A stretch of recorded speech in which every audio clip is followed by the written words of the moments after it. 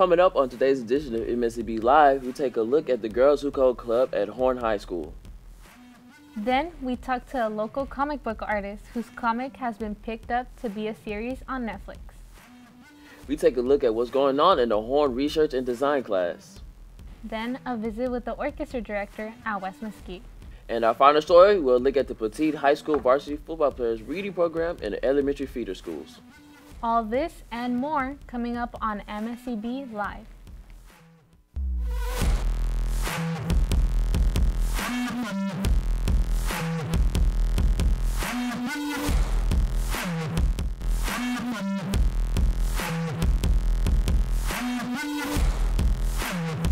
Good afternoon, Mesquite ISD. Thanks for tuning in. I'm Zion. And I'm Jeanette, and you're watching MSCB Live, a show produced by MISD students, brought to you live from the TEC studios.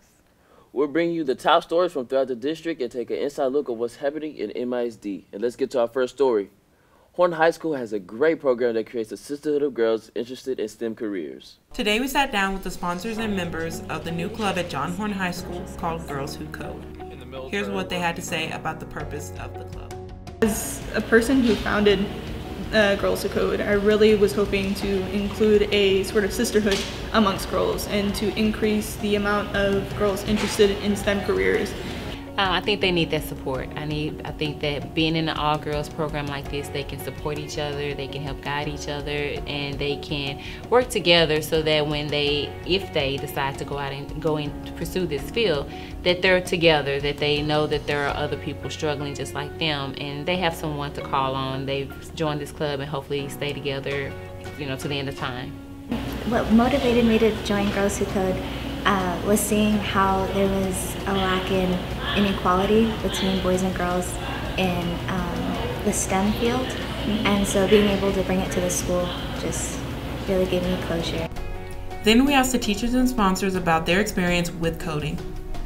I used to be a programmer myself, so I have firsthand on how the program works, how demanding the job can be, and how rewarding it can be as well. So not actually am I just a sponsor or just have an ideal. I've actually was a programmer myself for 5 years before I decided to teach, so I know exactly what they will be facing.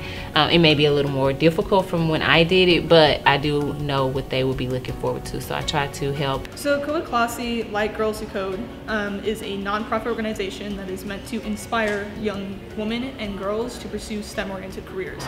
And that's also to balance that gender gap in STEM careers in computer science.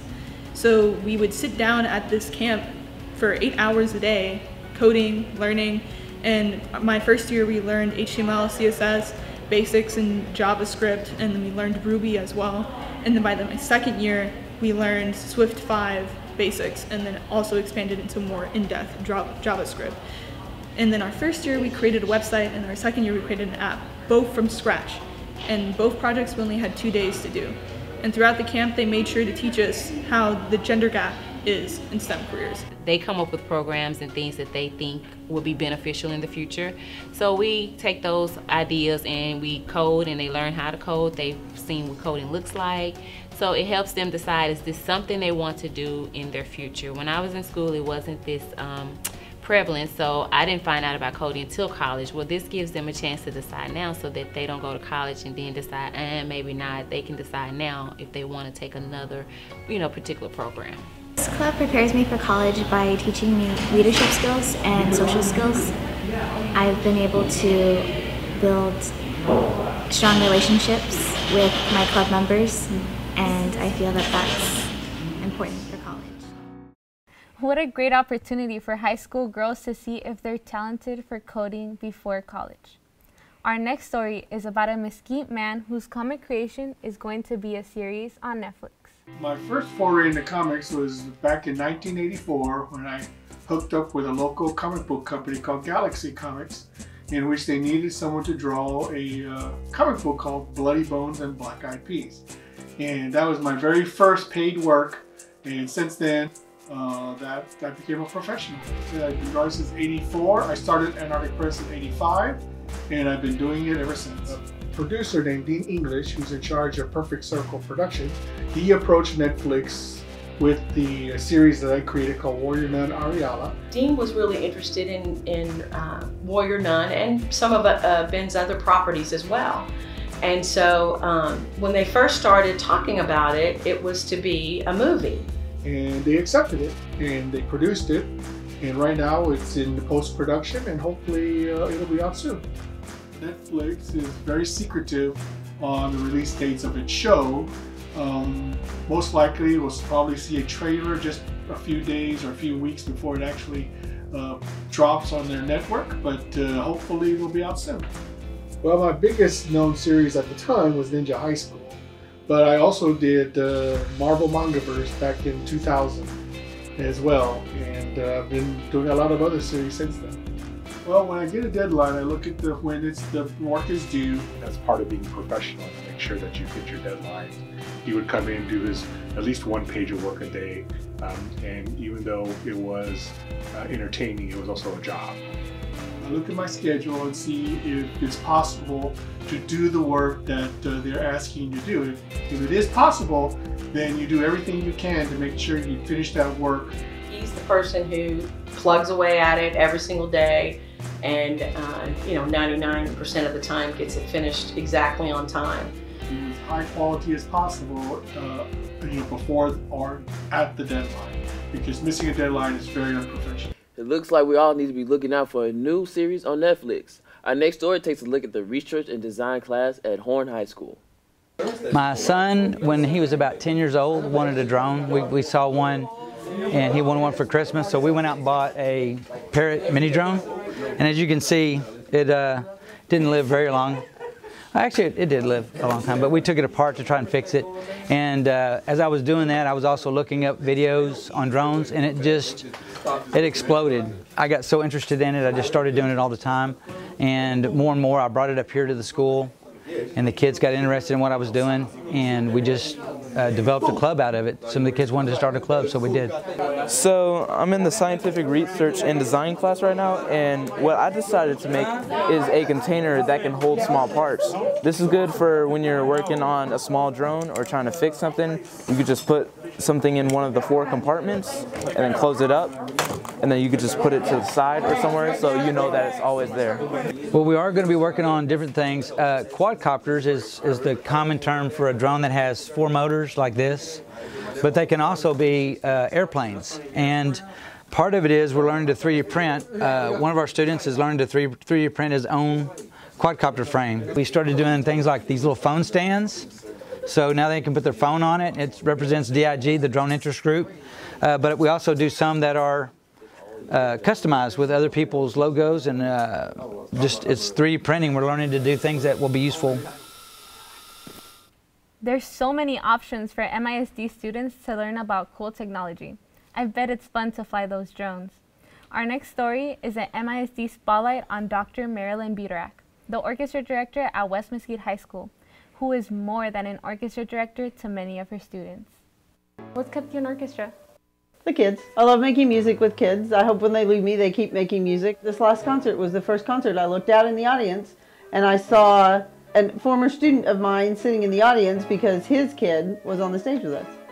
That's crazy. And that's it. That's what we hope for. Is there more to your job than just being the orchestra director? Oh, sure. I mean, all teachers have lots more stuff than what you just see in the classroom. Mm-hmm. There's planning, and there's preparing, and there's evaluating and grading, and there's thinking about next year and 10 years down the road, and just making sure that we always keep moving forward. So it's a constant state of planning. And then on the personal side, there's just kind of keeping an eye on all the kids. Does everybody look like they have clean clothes? Does anybody look like they're ill? Does anybody look like they're sad? Does everybody look physically okay? There's that side of it too that you have to kind of keep up with.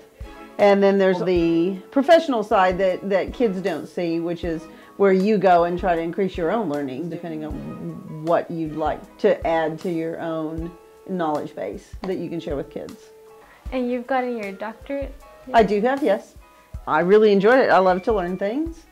And when I was a high school kid, I decided I wanted to try to be Dr. Whoever because I had a teacher who was Dr. Whoever, and I really admired him. And when you get to the doctoral program, you pretty much get to create the entire program that you want to study for yourself. And so that was what drew me in that direction. What effect does the music program have on students? I think it's great. I think every kid needs something at school that they can be a part of for a number of years, because just coming in and out of classes where kids don't get to interact a lot, they don't get to be creative. Not everything's a right or a wrong. You know, you can only grow so far in certain classes because that's the end of that year. But in orchestra or band or sports or theater or art or things where kids can learn to be leaders, followers, team players, but yet they have to do a lot of individual work.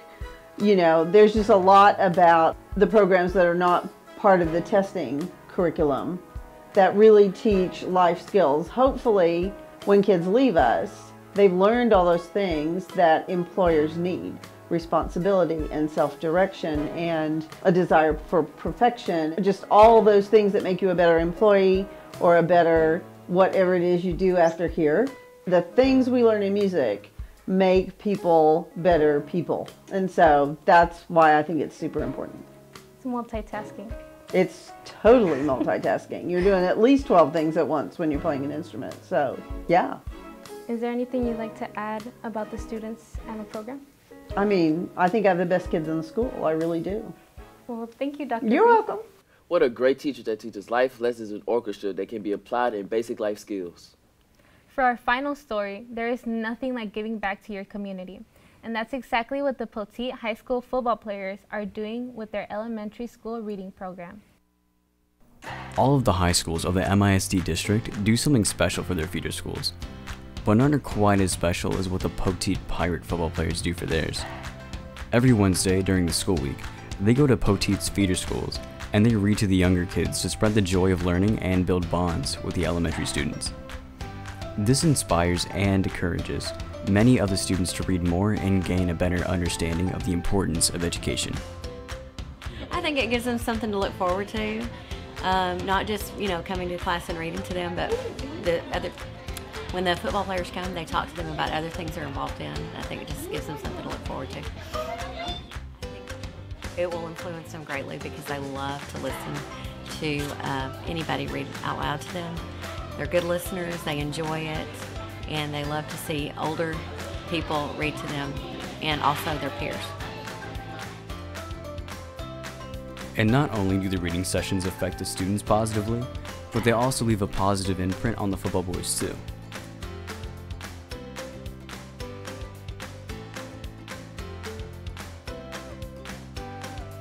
Well, as you know, being from Poteet, we're all about giving back to the community. Like so much that it's become a second nature. The reading affects the football players is because like they're the community. So as we read to them, we're giving back to the community, and just seeing little kids smile every day is like a big part of my deal and everyone else in this program. I think that like at an elementary school level, kids don't really know what goes on at high schools, so they just get this perception of that there's bigger kids, you know, more intimidated, stuff like that. So it's going to read to them, seeing the smile on their face. It lets us know that we're getting to them emotionally, and we're letting them know that that we care about them, and we want them to know that Poteet High School is one of a kind, and it's not just any high school. It's different and it's uncommon. Our coaches, they give us a lot of life lessons, and it means a lot for us to go in there and preach back to them what our coaches preach to us. And I feel like with us doing that, we're setting them up to be good people and make good changes in the community and maybe even the world. What a great program that our Poteet football players are involved in.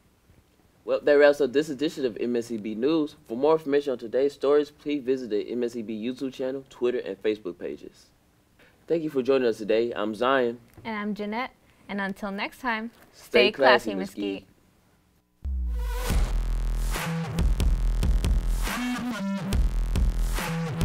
This has been a presentation of MSEB, Mesquite Student Entertainment and Broadcasting, in association with the Mesquite Independent School District Career and Technical Education Department.